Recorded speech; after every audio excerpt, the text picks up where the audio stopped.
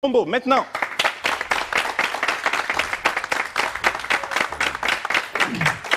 Madame Larissa Ntolo Mombo, que l'on reçoit. Bonsoir Larissa, votre micro est juste en face de vous. Bonsoir, votre micro. Bonsoir et bienvenue sur le plateau du Grand Banjar. Vous allez bien? C'est la première fois sur le plateau, n'est-ce pas? Ne vous inquiétez pas, le micro est... Allez, un grand roulement de tambour pour elle alors. Larissa Ntolo Mombo, vous êtes la coordonnatrice générale du festival. C'est un festival, on nous a dit, donc, qui s'appelle Week-end du cinéma et de l'art culinaire africain. Ça va se passer à Libreville dans peu de temps. Vous allez nous donner tous les détails. Mais déjà, qu'est-ce qui a motivé une telle initiative? Merci. Le WQCF, donc Week-end du culinaire et du cinéma africain, est un mini-festival. D'accord. C'est un mini-festival organisé par notre groupe, le groupe Divine Production. D'accord.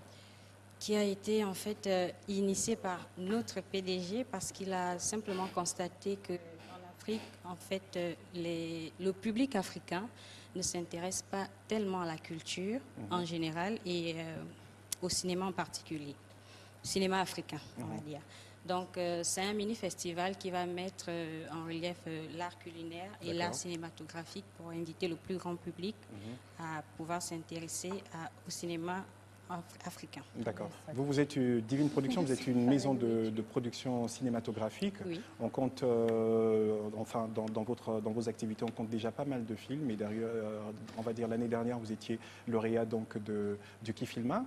Voilà. Est-ce que c'est un peu tout ça qui a donné de la vigueur à votre initiative? Vous vous êtes dit, quand même, il faut entretenir tout ça. Et puis, une activité comme celle-là sera intéressante. Exactement, et c'est aussi dû aux nombreux festivals parmi lesquels nous avons assisté ou participé, notamment au Canada en 2016. D'accord. Et le dernier fut au Cameroun en octobre dernier, 2017. D'accord. Qu'est-ce qui va se passer à ce festival? On a bien compris cinéma, on va aller regarder des films. On a bien compris art culinaire, on va aller manger des mets africains. C'est tout résumé, c'est bon, la discussion est finie. Merci beaucoup d'être passé sur le plateau.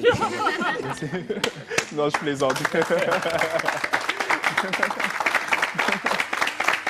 On imagine qu'il va y avoir des choses très intéressantes. Dites-nous, allez-y, donnez-nous, faites comme si on y était déjà. D'accord, donc le week-end culinaire et du cinéma africain se déroulera du 2 au 4 mars prochain. D'accord. Et c'est la première édition. Pour chaque édition, on prévoit inviter un pays, donc on met un pays à l'honneur. Et pour cette édition, c'est le Cameroun qui est mis à l'honneur. Donc du 2 au 4, nous allons consommer totalement camerounais. Donc en ce qui concerne l'art culinaire et l'art cinématographique, ce sera typiquement camerounais. C'est quand même, on comprend bien le souci de mettre, après je vais vous laisser la parole les amis, on comprend bien le souci de mettre à l'honneur un pays et tout, mais pourquoi ne pas commencer à mettre à l'honneur le Gabon, l'art culinaire gabonais déjà, que finalement beaucoup connaissent très peu en fait. Pourquoi commencer par un pays autre que le Gabon? Un pays voisin. D'accord. On sait qu'au Cameroun, on aime tout mettre dans la sauce et tout ça, c'est très bien, mais quand même, pourquoi pour une première édition, ce n'est pas l'art culinaire et le cinéma gabonais qui est mis à l'honneur? Déjà, l'objectif visé par le mini-festival, c'est de réunir le plus grand nombre de pays africains. D'accord. Donc, si on avait assez de moyens financiers, surtout parce qu'on n'a pas reçu de sponsors, de financement venu des sponsors, donc on aurait pris plusieurs pays africains. Donc, pourquoi le Cameroun n'est pas le Gabon? Parce que bien qu'en consommant camerounais durant tout le week-end, nous allons néanmoins mettre dans le festival certains mets gabonais et aussi certains films gabonais, mais ce sera à titre d'invité. D'accord. Dorian Rufina Eunice, Fabrice, peut-être des questions pour Madame Larissa Ntolo Mombo par rapport à cette activité? Bah, moi, j'avais la même interrogation que toi, Steve, mais vu que l'invité a un peu répondu, mais je veux savoir, est-ce qu'à chaque édition, vu que vous mettrez à chaque fois un pays ami en honneur, est-ce qu'à chaque édition, il y aura aussi une insertion, il y aura toujours une insertion de plats culinaires gabonais, de films gabonais? Exactement, et c'est pourquoi on n'a pas spécialement voulu donner une édition au Gabon, parce qu'à chaque édition, il y aura toujours des insertions, que ce soit culinaires ou cinématographiques. D'accord. Fabrice, une activité culturelle intéressante, j'imagine. On en manque. Désolé de dire à la dame, mais je ne suis pas d'accord avec la dame quand elle dit les Africains ne sont pas intéressés par l'art culinaire et l'art cinéma africain. Mais non, au Gabon, on a un problème. On n'a pas de salle de spectacle, on n'a pas de salle de cinéma. Au Cameroun, eux, ils ont des salles de cinéma. Voilà pourquoi ils produisent, on va dire, des films, ils produisent des festivals. Au Gabon, quand vous allez accueillir le Cameroun, vous savez, moi je connais bien, quand vous dites votre PDG, je connais bien le monsieur, mais quand vous dites que les Gabonais ne s'intéressent pas, non, c'est plutôt les politiques qui ne s'intéressent pas à la promotion culturelle au Gabon. Parce que quand vous allez accueillir les Camerounais, ils vont vous demander, on regarde ces films où? Et ça va se passer où? Ça va se passer où? Ça va se passer au restaurant Barlou Alissimo, situé au Carrefour Cité Rose, Nzengayan. Voilà. Alors c'est une activité, hein, ça soulève toujours le même problème, la question de la visibilité du cinéma gabonais, aussi de la culture gabonaise de façon générale, l'art culinaire très important, qui finalement n'est pas très visible. Il n'y a pas beaucoup d'activités qui valorisent ces deux... Activités, après ça dépend. Parfois, on a l'impression que les Gabonais sont un peu attentistes vis-à-vis de l'État. En fait, on pense toujours que c'est l'État qui peut tout faire. Oui. Donc, de ce point de vue, forcément, cette initiative est à saluer. Et après, il faudrait que les Gabonais s'imprègnent de leur faut-être le plus intrinsèque. C'est-à-dire, il ne faudrait pas qu'un homme politique décide de sponsoriser une activité socio-culturelle pour qu'elle soit réalisée. Parce que l'homme politique ne fait jamais rien pour rien. On est bien d'accord. Et en approche des législatives, tenez-vous bien, ils seront très généreux. Donc Dorian, c'est éventuellement candidat. C'est bon, c'est résolu ce problème de candidature. C'est pas d'actualité, Steve. Mais nous, on t'encourage, hein, soit dit en passant. Non, mais si tu veux être un jeune candidat aux législatives, ben, est-ce qu'on encourage Dorian? Oui, on encourage. Non, ce qui est bien, c'est que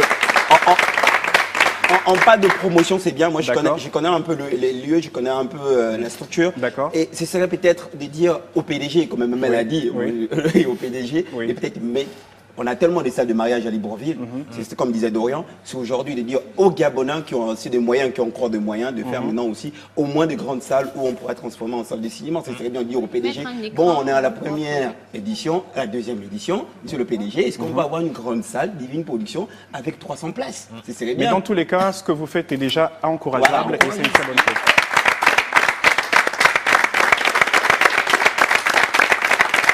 C'est très encourageable. Merci.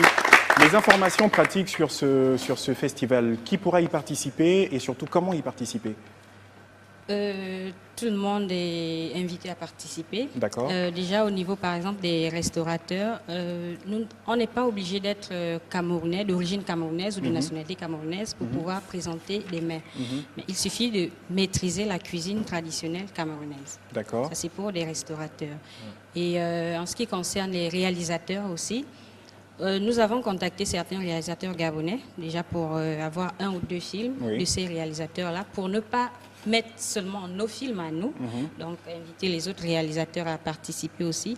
Donc ce n'est pas payant pour ceux-là, juste pour le public, c'est à 2000 l'entrée. D'accord. Et pour des invités et des invitations spéciales, c'est à 10 000 francs l'entrée, avec conso.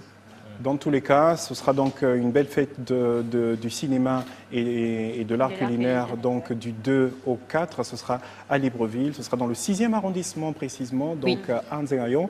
Et ce lieu, on connaît déjà très bien. Et puis ce ne sera pas loin d'ailleurs du stade. Est-ce qu'il y a une dernière chose à ajouter, Larissa, à ce sujet? Je crois que j'ai fait le tour. Les numéros de téléphone sont le 06 35 59 02, le 04 61 44 61 44, oui, donc 59 61 44. Et le troisième, c'est le 07 10 93 15. Et on imagine que vous êtes présent sur Facebook? Oui, wecusiaf.gdp. D'accord. Alors nous, on vous souhaite bon courage. On pense que les gourmands du plateau et puis les amateurs de cinéma seront présents donc à ce festival. Larissa, merci beaucoup d'être passée sur le plateau du Grand Banja. Merci. On raccompagne Larissa, les amis.